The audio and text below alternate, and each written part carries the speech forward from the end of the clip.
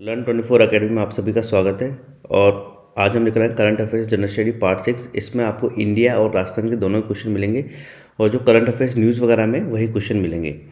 बाकी राजस्थान के लिए स्पेसिफिकली अलग से हम जो क्विज़ है, जो क्वेश्चन आंसर हैं और करंट अफेयर्स है वो लेकर आने वाले हैं, जो आप देखेंगे रीड की प्रिपरेशन के लिए स्पेशली रहेगा। आइए शुरू करते हैं। भारत के 49वें मुख्य न्यायाधीश के रूप में किसे नियुक्त किया गया? देखिए, भारत में अब तक 49 मुख्य न्यायाधीश हो चुके हैं। आपको ये नंबर भी याद रखना है, ऐसा नहीं है कि आप ये नंबर भूल जाएं, क्योंकि क्या होता है नाम तो हर कोई याद कर लेता, फिर नंबर याद नहीं होते, तो नंबर पूछ लेते हैं एग्जाम्स में। इसका सही आंसर है उदय उमेश ललित। आप ये क्वेश्चन देने से पहले 30 सेकंड का पॉज ले सकते हैं और फिर ये आंसर दे सकते हैं। क्वेश्चन 2, मवेशियों की ओंगोले नस्ल किससे संबंधित है? हुआ क्या है कि अभी हाल फिलहाल में अखबार में खबर छपी है कि जो डीजल प्राइसेस है बहुत ज़्यादा बढ़ गई है, पेट्रोल प्राइसेस बहुत ज़्यादा बढ़ गई हैं, तो आंध्र प्रदेश की यह नस्ल बेसिकली आंध्र प्रदेश में साउथ में मिलती है।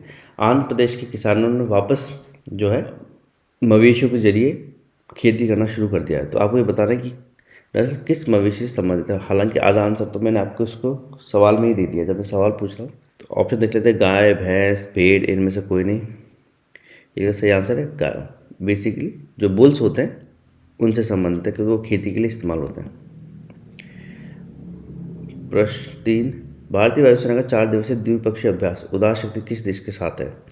अभी अभी ये शुरू हुआ है। इसके अलावा भी कई सारी बायोलेटरल मल्टीलेटरल एक्सरसाइजेज शुरू हो चुकी है। मैं द्विपक्षीय बहुपक्षीय जो अभ्यास है भारतीय सेना इस वक्त कर रही है, काफ़ी देशों के साथ कर रही है। यूएसए हो, चाहे ऑस्ट्रेलिया हो, इंडोनेशिया हो।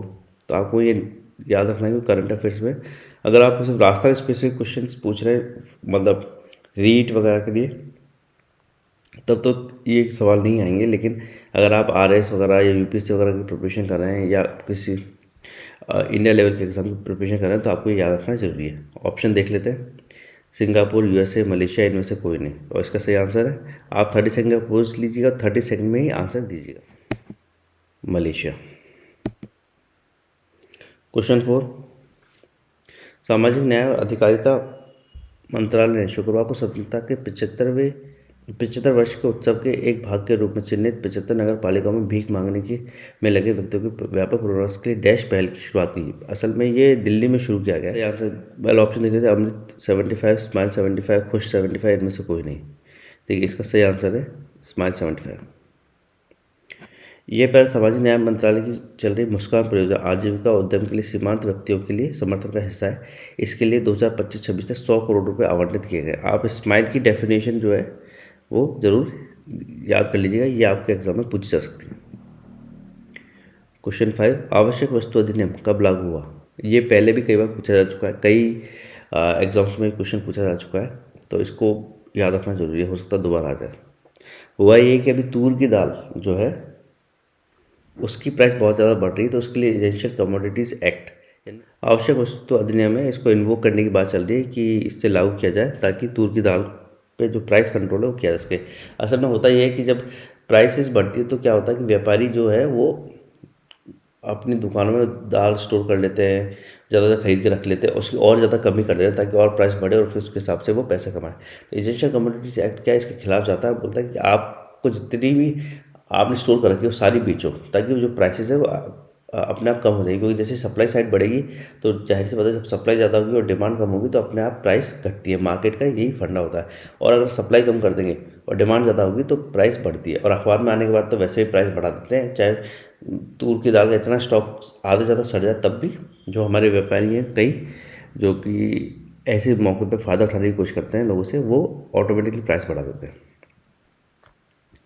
तो आवश्यक वस्तु अधिनियम कब लागू हुआ? 1955, 65, 75।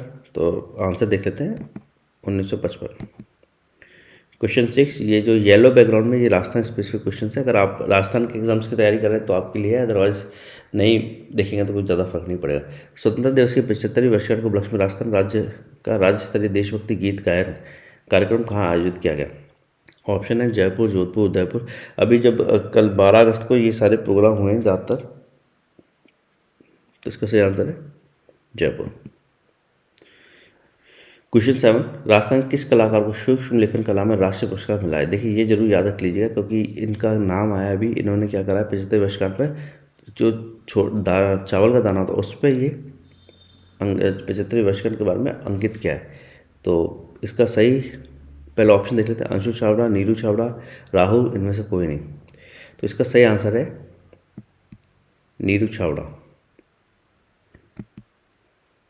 अब ये जो यूपीएससी की प्रिपरेशन कर रहे हैं उनके लिए एडिशनल मटेरियल, बाकी आपको ध्यान देने की जरूरत नहीं है। अगर यूपीएससी की प्रिपरेशन करेंगे तभी इतना काम आए। असल में क्या हुआ है, कस्टम्स एक्ट 1962 में अब ये लागू कर दिया है सरकार ने कि कोई भी जो इंटरनेशनल यात्री है उसके बारे में कस्टम डिपार्टमेंट को इन्फॉर्मेशन देना जरूरी है एयरलाइंस को।